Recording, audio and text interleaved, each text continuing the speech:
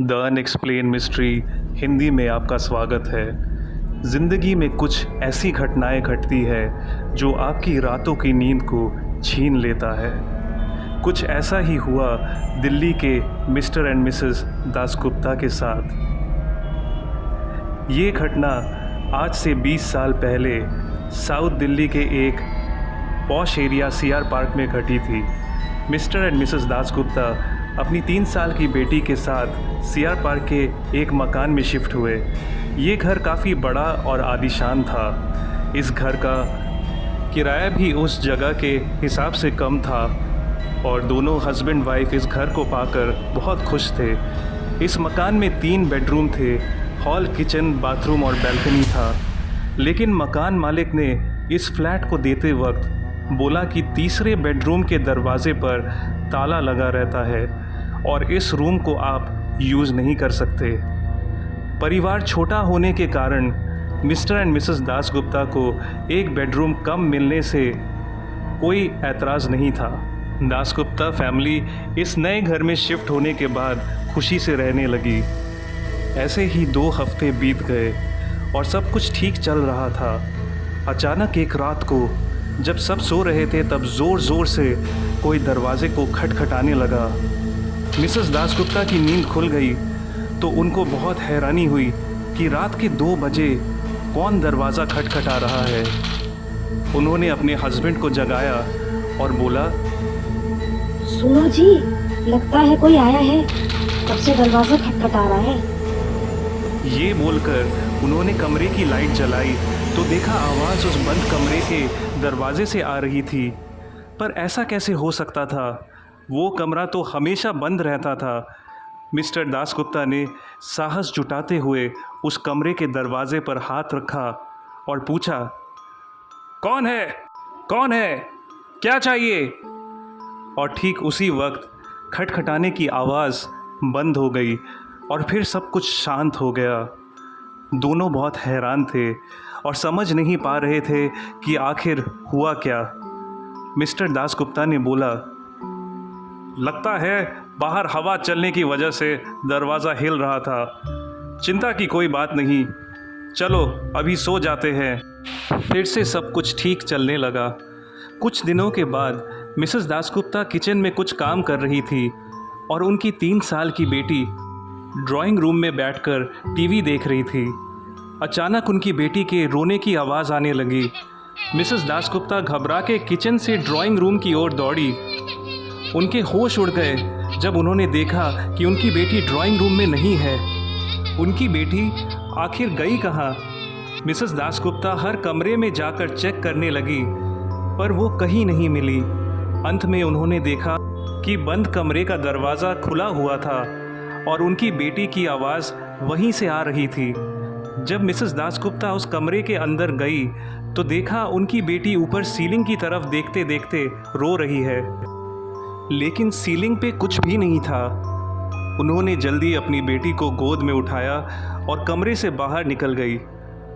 जब उन्होंने अपनी बेटी से पूछा कि वो उस कमरे में कैसे पहुंची, तो उसने बताया कि किसी ने उसे इशारे से कमरे के अंदर बुलाया था। अब मिसेस दासगुप्ता को ये घर कुछ ठीक नहीं लग रहा था और वो बहुत ज़्यादा डरी हुई थी। उन्होंने फ़ोन करके अपने हस्बैंड को जल्दी घर पहुंचने के लिए कहा। उनके घर आने के बाद मिसेस दासगुप्ता ने पूरी बात बताई और दोनों अगले दिन मकान मालिक से मिले और उसको पूरी घटना बताई। मकान मालिक ने हंसते हुए बात को टाल दिया और कहा कि ज़रूर उनको कोई वहम हुआ है और उस घर में सब कुछ बिल्कुल नॉर्मल है। इतनी जल्दी एक और नया घर ढूंढकर शिफ्ट होना काफ़ी मुश्किल था, इसीलिए दासगुप्ता फैमिली उसी घर में रहने लगे। उनके लिए रातों को सोना बेहद मुश्किल होता जा रहा था क्योंकि रात के 12 बजे के बाद बंद कमरे के दरवाजे को कोई अदृश्य शक्ति ज़ोर ज़ोर से पीटता था, मानो कोई मदद मांग रहा हो। घर का माहौल काफ़ी भारी और नेगेटिव होता जा रहा था। घर में पति पत्नी के बीच ज़्यादा झगड़े होने लगे। फिर एक दोपहर को मिसेस दासगुप्ता अपनी बेटी के साथ बेडरूम में आराम कर रही थी। जब मिसेस दासगुप्ता की नींद खुली तो उन्होंने देखा उनके बिस्तर पर कोई औरत बैठी हुई है। उसके लंबे काले बाल थे, मांग में सिंदूर था, उसने साड़ी पहनी हुई थी और वो बहुत ही गुस्से भरी निगाह से मिसेस दासगुप्ता को घूर रही थी। ये दृश्य देखकर मिसेस दासगुप्ता डर के मारे चीख पड़ी। वो अपना शरीर नहीं उठा पा रही थी और उनके हाथ पैर नहीं हिल रहे थे।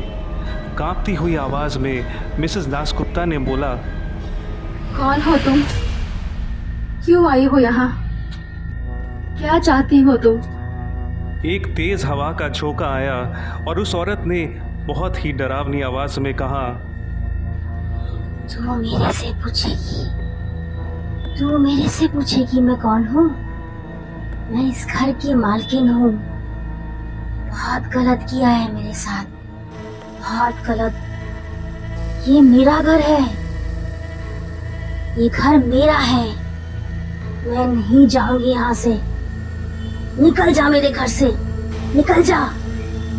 ऐसा बोलकर वो औरत धुएं की तरह गायब हो गई। दिल को चीरने वाली एक औरत की भयानक हंसने की आवाज़ गूंजने लगी। मिसेस दासगुप्ता ने अपनी बेटी को उठाया और घर से भागकर पड़ोसी के घर चली गई। जब पड़ोसी ने पूरी बात सुनी तब उसने बताया, आप लोगों को बहुत गलत घर मिल गया। अरे वो घर भूतिया है। कुछ साल पहले उस घर में आपका मकान मालिक अपनी बीवी के साथ रहता था। उसकी बीवी का नाम लाजवंती था। वो बहुत सीधी और चुपचाप रहने वाली लड़की थी। मुझे याद है उसका चेहरा। उसके बहुत लंबे बाल थे। उसका पति उसे शराब पीकर बहुत मारता पीटता था। बेचारी बहुत दुखियारी थी। और एक दिन पता चला उसने पंखे से लटककर खुदकुशी कर ली। मैं नहीं मानती कि उसने खुदकुशी की थी। जो कमरा बंद रहता है उसी कमरे में लाजवंती की लाश मिली थी। आप लोग बहुत खतरे में हैं। उस घर को छोड़ दीजिए, वरना लाजवंती की भटकती आत्मा आप पर भी हमला कर सकती है। दासगुप्ता फैमिली कुछ दिन एक होटल में रुके और फिर जल्द ही दूसरे घर में शिफ्ट हो गए। अगर आपको ऐसी अद्भुत और रहस्यमयी कहानियाँ पसंद है तो मेरे चैनल को सब्सक्राइब कीजिए और बेल आइकन को दबा दीजिए। वीडियो पसंद आई हो तो लाइक कीजिए और ज़्यादा से ज़्यादा लोगों तक शेयर कीजिए। जल्द ही फिर मुलाकात होगी एक और अनएक्सप्लेन्ड मिस्ट्री के साथ।